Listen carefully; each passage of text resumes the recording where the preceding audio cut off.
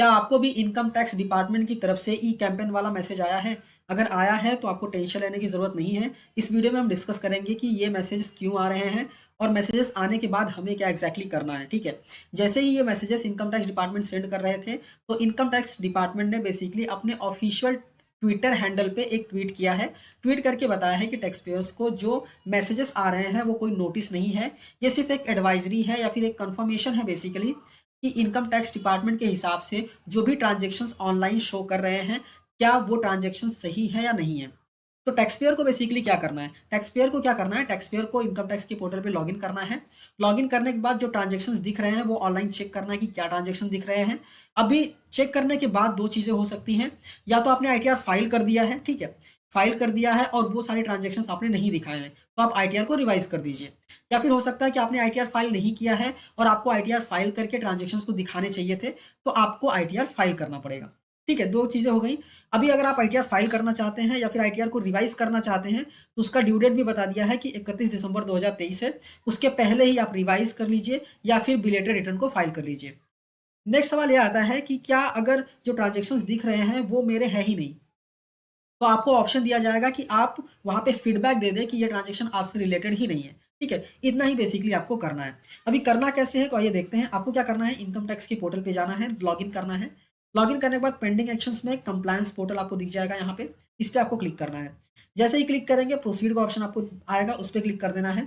Click करने के बाद यहाँ पे ई कैंपेन दिखेगा आपको, इस पे आपको क्लिक करना है। जैसे ही क्लिक करेंगे, अब आप देखिए कि कौन से असेसमेंट ईयर के लिए आपको मैसेज आया है।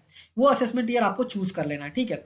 चूज़ करने के बाद जो ई कैंपेन लिस्ट है ना, उसमें आपको लिस्ट देखने को मिल जाएगी। एग्ज़ाम्पल दें तो फॉर एग्ज़ाम्पल अगर 22-23 असेसमेंट ईयर 22-23 का आपको मैसेज आया है, तो असेसमेंट ईयर 22-23 चूज़ कीजिए। चूज़ करने के बाद आपको हाई वैल्यू ट्रांज़ैक्शन के डिटेल यहाँ पे देखने को मिल जाएँगे। अगर आपको असेसमेंट ईयर 23-24 से मैसेज आया है, तो आप असेसमेंट ईयर 23-24 में सिलेक्ट कर सकते हैं, कोई दिक्कत नहीं है, ठीक है? आपको क्या करना है, पेंडिंग वाले पे क्लिक करना है। ठीक है, जैसे ही क्लिक करेंगे ये क्या कहेगा कि आपको फीडबैक देना है एआईएस में। प्रोवाइड फीडबैक पे आप क्लिक कीजिए। जैसे ही क्लिक करेंगे आपका एआईएस ओपन हो जाएगा और एआईएस में वो जो टीडीएस, टीसीएस, एसएफटी इन्फॉर्मेशन दिखते हैं ना, वो सारे टैब्स आपको देखने को मिल जाएँगे। आपको क्या करना है, आपको जो मैसेज आया है हो सकता है वो टीडीएस, टीसीएस से रिलेटेड हो, एसएफटी से रिलेटेड हो, अदर इन्फॉर्मेशन से रिलेटेड हो। तो आपको जस्ट चेक कर लेना है, ठीक है? जहाँ पे इन्फॉर्मेशन आपको दिखेगी और यहाँ पे ई वाला ऑप्शन बना हुआ दिखेगा ना, मतलब यहाँ पे एक्सपेक्टेड है कि आप उस इसका बेसिकली रिप्लाई दें। हो सकता है कि आपने फॉर एग्ज़ाम्पल जीएसटी टर्नओवर है, हो सकता है आपने आईटीआर में जीएसटी टर्नओवर कम दिखाया हो, ठीक है? तो आप रिवाइज़ कर दीजिए आईटीआर को। हो सकता है आपने आईटीआर फाइल ही ना किया हो, तो आप फाइल करके टर्नओवर वगैरह दिखा दीजिए। हो सकता है कि आपने फाइल कर दिया है बट जीएसटी टर्नओवर करेक्ट दिखाया है, यहाँ पे रॉन्ग शो कर रहा है। तो आपको क्या करना है, बेसिकली यहाँ टर्नओवर पे क्लिक करना होगा। क्लिक करने के बाद यहाँ पे एक्सपेक्टेड एक्सपेक्टेड करके दिख रहा है, ठीक है? अमाउंट्स आपको दिख जाएँगे पर मंथ के बेसिस पे। किसी एक एक्सपेक्टेड पे आप क्लिक कीजिए, मतलब जिस पे बेसिकली आपको लगता है कि ये मेरा अमाउंट नहीं है।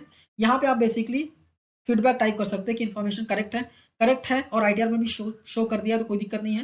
करेक्ट है, आईटीआर में शो नहीं किया तो आईटीआर रिवाइज़ कर दीजिए। फुल्ली करेक्ट नहीं है या फिर कोई अलग दूसरे पैन का है या फिर दूसरे ईयर का है, इन्फॉर्मेशन डुप्लीकेट है या फिर इन्फॉर्मेशन को आप सीधा डिनाई कर सकते हैं, ठीक है? बस इतना ही करना है, उस मैसेज का इतना ही रिलेवेंस है। तो आई होप आपको क्लियरली समझ में आ गया होगा कि जो मैसेज आया है उसका क्या एग्ज़ैक्टली करना है आपको।